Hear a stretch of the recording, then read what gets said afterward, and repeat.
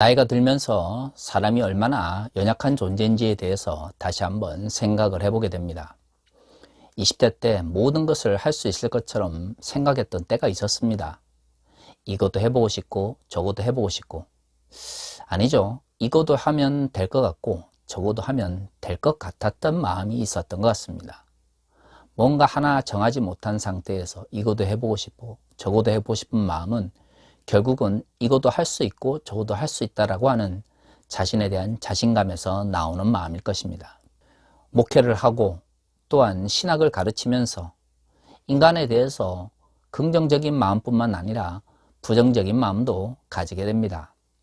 내가 이렇게 한다고 해서 사람들이 변화할까? 내가 이런 이야기를 한다고 해서 지금의 잘못된 체제가 바뀔까라고 하는 의문이 들 때마다 뭔가 변화를 꿈꾸는 사람들이 지치게 되는 것 같습니다. 제 자신이 그런 것을 많이 느낍니다. 교계니, 교단이니 하는 목회자들의 전체 모임뿐만 아니라 그리스도인들의 큰 집합체로서 공동체를 볼 때에도 솔직히 긍정적인 마음보다는 부정적인 생각이 더 많이 들 때가 있습니다. 이것은 단순히 인간이 악하다라고 하는 원죄론적인 측면일 뿐만 아니라 현실 속에서 우리가 얼마만큼 이익과 혹은 이해관계에 연약한 존재인가에 대해서 생각하게 될 때 느끼는 것이죠. 성경의 말씀대로 살아가고 하나님 나라를 위해서 달려가야 된다고 이야기를 하고 또한 그렇게 가르치는 목회자이지만 현실 속에서 하나님 나라의 가치가 이루어지지 않는 것처럼 보일 때에 좌절할 수밖에 없습니다. 제가 한국교회에서 가장 문제가 많다고 생각하는 부분이 헌금에 관한 것입니다. 헌금에 관해서는 제가 여러 번 설교를 했고요. 사실 이 헌금의 문제 때문에 저도 공격을 참 많이 받았습니다. 가만히 생각해 보면 한국 교회에서 헌금의 문제만큼 많은 교회 문제를 일으키는 그러한 주제도 없을 것입니다. 하지만 동시에 이 헌금의 문제만큼 사람들이 침묵하는 문제도 없는 것 같아요. 어떻게 보면 목회자들에게 있어서 가장 실질적인 이해관계나 이익의 문제와 연결되어 있기 때문에 침묵하는 것인지도 모릅니다. 하지만 가장 문제가 많은 이러한 주제에 대해서 침묵하고 넘어간다면 결국 현실의 왜곡된 잘못이나 체제를 바꿀 수는 없을 것입니다. 오늘 고린도전서 16장 1절에서 6절은 연보에 대한 이야기를 합니다. 사실 헌금이란 말은 우리가 굉장히 낯익은 개념이지만 성경에서는 헌금이라는 단어가 그렇게 많이 등장하지 않습니다. 우리는 헌금이라는 용어 자체에서 하나님께 우리의 물질적 가치를 드린다라고 생각을 합니다. 하지만 이 개념은 신약 성서에서 그렇게 많이 등장하지 않습니다. 오히려 신약 성서에서 가장 많이 등장하는 헌금과 관련된 용어는 가난한 사람들을 돕기 위하여 그리스도인들이 돈을 모으는 것입니다. 연보라고 하는 것이 결국 다른 사람을 돕기 위한 돈 혹은 모금이라는 의미를 담고 있는 것도 바로 이 때문입니다. 하지만 한국교회에서 헌금은 하나님께 드린다라는 것에만 집중되어 있지 그것이 무엇을 위해서 또 누구를 위해서 헌금이 사용되어지는지는 잘 이야기되지 않고 있습니다. 제가 생각하기에 한국교회의 가장 큰 문제는 바로 이 부분인 것 같습니다. 헌금을 드린다 보다 왜 우리는 헌금을 드려야 하는지에 대한 이야기를 사람들이 생각하지 않는 것이죠. 혹자는 그런 이야기를 하더라고요. 고린도전서와 갈라디아서에 언급되어 있는 연보라고 하는 것은 당시 예루살렘 공동체를 위한 것이었다. 그렇기 때문에 동일한 내용으로 오늘날 21세기의 교회에서 드리는 헌금과 1대1로 접근할 수가 없다라고 말이죠. 참 재밌지 않습니까?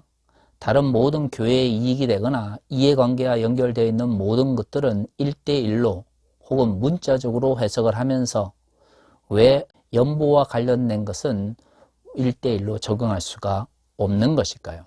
과거에는 이 갈라디아서 2장에 있는 이야기와 오늘 고린도전서 16장에 있는 이 연보에 대한 이야기가 40년대에 예루살렘의 대기근 가운데 있었던 성도들을 돕기 위한 헌금이다라고 이야기를 했습니다. 물론 역사적으로 남아있는 기록을 보면 즉 41년부터 54년까지 재위에 있었던 이 클라디우스 황제 때 기근이 있었습니다. 특히 40년대에 대기근이 있었죠. 그런데 이 대기근 때문에 과연 갈라디아서 2장과 고린도서 16장에 있는 헌금을 거두게 되었는지는 명확하지가 않습니다.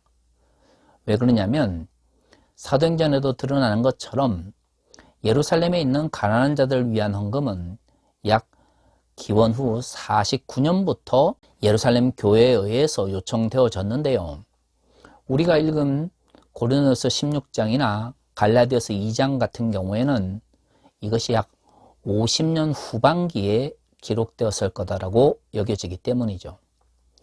40년대를 휩쓸었던 엄청난 대기근 때문에 헌금을 거둔 것이라면, 즉 연보를 한 것이라면 급하게 모아서 예루살렘에 있는 가난한 사람들을 도와야 됐을 텐데, 사실 그렇게 급하게 헌금을 모아서 예루살렘에 보내기에는 갈라디아서나 고린도전서가 연대기적으로 잘 맞지가 않습니다.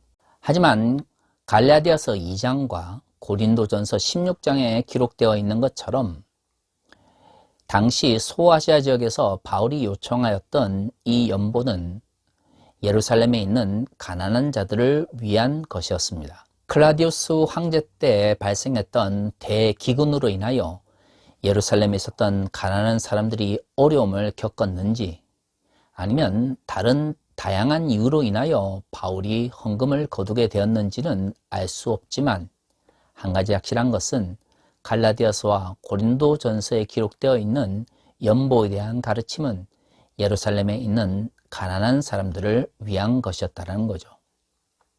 여기서 초기 기독교 공동체에서 돈을 모으게 된 것, 즉 연보라고 하는 이름으로 돈을 모으게 된 목적이 분명하게 드러납니다. 예수님께서 활동하던 시대에 하나님 나라를 선포하시고 복음을 이야기하실 때에 예수님을 쫓아다니며 제자들과 예수님의 경제적인 것을 책임졌던 여자들에 대한 이야기가 복음서에는 기록되어 있습니다. 그러니까 초기 기독교 공동체는 영지주의자들처럼 영적인 것은 귀하고 육체적인 것은 의미가 없다라고 하는 이분법적인 사고방식은 없었던 것 같아요. 하나님의 나라를 선포하고 또한 복음을 가르침에 있어서 경제적인 것을 책임지는 사람들의 역할이 대단히 중요했다는 걸 알 수가 있습니다. 예루살렘 공동체도 사도들이 복음을 가르치는 것과 또한 가난한 자를 돕는 것을 같이 했었는데요. 가난한 자를 돕는 것 때문에 복음을 전하는 것이 어려워지니까 7 집사를 세웠던 것처럼 하나님 나라의 복음이라고 하는 것은 육체적으로 어려운 가운데 있는 사람들, 물질적으로 궁핍한 가운데 있는 사람들을 돌아보는 것을 포함하고 있었습니다. 그렇기 때문에 초기 기독교 공동체는 분명 교회에서 복음을 전하거나 가르치는 사람들을 위한 경제적인 측면에서의 재정적 지원이 있었을 것입니다. 하지만 연보라고 하는 교회에서 우리가 지금 일반적으로 헌금을 거두는 방식은 예루살렘에 있는 가난한 사람이라고 표현되어 있는 사람들을 돕기 위한 것이었죠. 그들은 다양한 이유로 인하여 스스로는 생활을 이끌어 나갈 수 없는 사람들이었습니다. 아마도 예루살렘 공동체 내에서 그 문제를 해결할 수 있었다면 굳이 바울이 갈라디아서와 고린도 전서에서 예루살렘에 있는 가난한 자들 위한 헌금을 이야기하지 않았을 것입니다. 초기 기독교 공동체는 어떤 이유에서인지는 알 수 없지만 당시 경제적으로 어려움을 겪고 있는 사람들, 특히 그들이 복음을 전해들은 예루살렘에 있는 가난한 사람들을 위한 연보를 당연한 것으로 받아들였고 또한 규칙적으로 했다라는 것을 알 수가 있습니다. 경제적인 것을 무시하지 않으면서도 가난한 자를 돕는 연보를 강조했던 초기 기독교 공동체의 이러한 물질적인 것에 대한 생각을 우리가 좀 더 깊이 바라볼 필요가 있는 것이죠. 그러면 뭐가 문제일까요? 오늘날 한국교회에서 거둬지고 있는 수많은 헌금들이 과연 얼마나 이 땅에 가난한 자들과 어려운 가운데 있는 사람들을 돕고 그들과 함께하는 곳에 사용되고 있느냐는 것이죠. 특히 대형 교회를 중심으로 정말로 많은 막대한 헌금이 거둬지고 있는데요. 이 헌금이 담임 목사의 욕심을 그리고 교회의 풍요를 자랑하기 위한 도구로서 사용되고 있지 않냐는 것입니다. 목회자가 사례비를 받고 또한 교회에 필요한 사역을 감당하는 것은 분명 중요한 것이지만 교회는 또 다른 책임을 가지고 있는 것이죠. 즉 가난한 자들과 어려운 가운데 있는 사람들을 도와야 될 책임을 가지고 있습니다. 물론 현실적으로 개척교회나 규모가 작은 교회는 사실 교회의 유지비 그리고 목회자 사례비 주고 나면 별로 남는 것이 없습니다. 그렇기 때문에 이들은 누군가를 돕고 싶어도 돕는 것이 쉽지가 않죠. 저는 그런 현실적인 문제를 외면하지 않습니다. 하지만 아무리 그 모든 현실적인 것을 감안한다 하더라도 어느 정도 자리가 잡히고 대형 교회들이 담임 목사의 욕심을 위해서나 욕망이나 욕구를 채우기 위해서 헌금을 남용하거나 아니면 교회 건물을 더 크게 짓고 더 화려한 공간 속에서 예배를 드리기 위하여 그들이 거둔 헌금을 다 사용하는 것은 그 어떤 경우에도 정당화될 수가 없는 것입니다. 고린도전서는 16장으로 끝이 납니다. 바울이 고린도 교회 내에 있는 많은 문제들을 이야기하고 특히 하나님 주시는 은사가 잘못 사용되어지고 그리고 이웃에 대한 사랑이 사라져가는 고린도 교회 문제를 질책하면서 16장 마지막에 이웃을 돕는 헌금에 대한 즉 연보에 대한 이야기를 했다라고 하는 것은 당시 그리스도인 공동체에 있어서 가난한 자를 돕고 그들을 돌보는 것은 기독교적 가치에 굉장히 중요한 의미를 가지고 있었다는 것을 알 수가 있는 것이죠. 과연 오늘날 한국 교회는 그렇게 많은 헌금과 그토록 많은 인력들을 교회 유지를 위해서 사용하면서 얼마만큼 가난한 자들과 우리의 도움을 필요로 하는 이웃들을 향해 관심을 가지고 있습니까? 그러지 못하기 때문에 헌금의 문제가 발생하게 됩니다. 헌금이 원래 목적대로 사용되지 못하고 있는 것입니다. 하나님께 드려진 헌금이라고 이야기를 하면서 실질적으로는 교회 담임 목사의 욕망을 채우고 더 많은 물질적 풍요와 즉 자본주의 사회에서 권력으로 전환될 수 있는 자본의 힘으로 만들어주기 위해서 헌금이 사용되어진다면 그것은 이미 하나님께 드려진 물질이 아니라 종교란 이름으로 특정한 종교 지도자들에게 힘을 실어주기 위한 권력의 도구로 전락하게 되는 것입니다. 과연 고린도전서 16장에서 말하고 있는 예루살렘에 있는 가난한 자들을 위한 연보가 그런 목적으로 거둬졌을까요? 절대로 그렇지 않습니다. 고린도 교회를 보십시오. 하나님 주시는 은사를 자신의 자랑거리로 만들었던 것입니다. 그래서 바울이 고린도전서 12장에서 은사에 대한 이야기를 하면서 가장 큰 은사로서 고린도전서 13장에 사랑에 대한 이야기를 한 것이죠. 사랑의 실천을 이야기하면서 바울은 고린도전서를 끝냅니다. 그리고 16장 마지막 장에서 가난한 자들을 돕는 연보에 대한 이야기를 하고 있습니다. 가난한 자를 돕고 그들과 함께하는 것이 교회 공동체의 정체성에 얼마만큼 많은 부분을 차지하는지를 말해주고 있고요.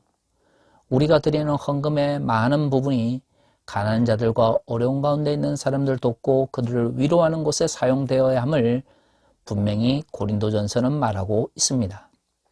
하지만 오늘 한국교회에서 헌금에 대한 설교와 가르침이 선포되어질 때 과연 이 가난한 자들을 위한 연보에 대한 설교가 얼마만큼 전파되고 있습니까? 그러한 이야기들이 한국교회 내에서 듣기가 어려워졌기 때문에 시민사회 영역으로부터 한국교회가 이기적이라는 비판을 받고 종교가 타락했다라고 하는 욕을 먹고 있는 것입니다. 교회를 유지하고 목회자들의 사례비를 주기 위해서 헌금을 사용하는 것이 나쁘다고 생각하지는 않습니다. 하지만 그것 자체가 헌금의 목적의 전부라면 그것은 분명 한국교회가 문제를 가지고 있는 것이죠. 목회자들의 풍요나 교회의 풍요로운 환경을 위해서가 아니라 우리의 도움을 필요로 하는 이웃들과 가난한 자들을 위해서 헌금이 먼저 사용되어야 할 것입니다. 이러한 헌금에 대한 이야기, 그리고 가난한 자들을 위한 연보에 대한 이야기가 한국교회에 보다 널리 선포되어지기를 원합니다. 저는 그것이 지금 많은 비판 가운데 있는 한국교회가 새롭게 일어날 수 있는 방법이라고 생각합니다. 우리가 고린도전서를 마무리합니다. 고린도 교회의 가장 본질적인 문제는 무엇이었습니까? 그렇습니다. 나를 드러내고 싶은 마음입니다. 나밖에 보지 않게 되면서 이웃을 바라볼 수 없게 된 것이고요. 이웃을 바라볼 수 없게 되면서 하나님을 바라볼 수 없게 된 것이죠. 하나님의 사랑을 이야기하는데 어떻게 가난한 자들과 어려운 가운데 있는 사람들을 돌아보지 않을 수 있겠습니까? 결국 나의 자랑을 위해서 은사도 아니면 교육도 사용했던 사람들은 이웃을 바라볼 수 없게 되는 것이고, 그렇게 이웃을 바라볼 수 있는 눈이 사라진 사람들이 하나님을 바라볼 수 없게 되었기 때문에 고린도 교회가 많은 어려움을 겪고 그 가운데 신앙생활을 했던 사람들이 죄악을 범하게 된 것입니다. 한국 교회가 다시금 일어날 수 있는 길은 무엇일까요? 지금이라도 우리가 내는 헌금이 얼마만큼 이 땅의 가난한 자들과 우리의 도움을 필요로 하는 이웃들을 위하여 사용되는지 돌아보기를 원합니다. 여러 가지 현실적인 이유가 있다 할지라도 우선순위를 그렇게 정하고 그것을 실천하기 위해서 노력한다면 적어도 지금처럼 예수 팔아서 부를 축적하기 위해서 목사가 된다라고 하는 비판에서는 벗어날 수 있을 것입니다. 한국교회가 다시금 헌금에 대하여 가난한 자들 돕는 연보에 대해서 성찰하고 바른 길로 나아갈 수 있기를 바랍니다. 다 같이 기도하겠습니다.